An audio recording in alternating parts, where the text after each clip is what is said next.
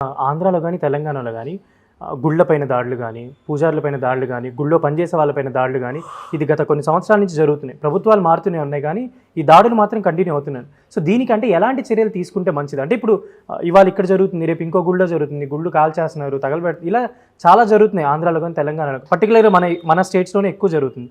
దీనికంటే ఎలాంటి చర్యలు తీసుకుంటే మంచిది అంటారు మీరు? మనం బలంగా ఉండాలి.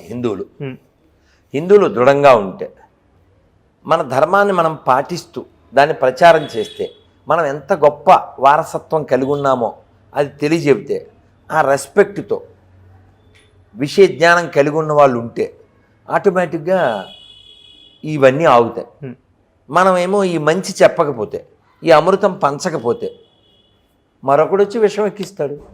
ఆ విషం ఎక్కినోడు మొన్న పొన్నూరు తెలుసా? అవును సార్, అవును. ఆంజనేయ స్వామి అక్కడ గుళ్ళో బయట కూర్చున్న పిల్లలకి పూజారి ప్రసాదం పెట్టాడు. తప్పేంటి? తప్పే లేదు. అవును.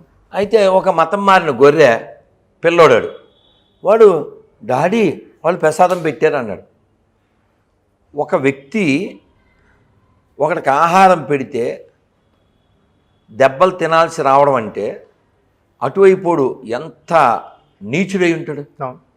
వాడు ఎవడు పుట్టాడు? అవతల పక్కడు ఎవడైతే వచ్చి పూజారిని కొట్టాడో వాడు ఇక్కడ వాళ్ళకి పుట్టాడు.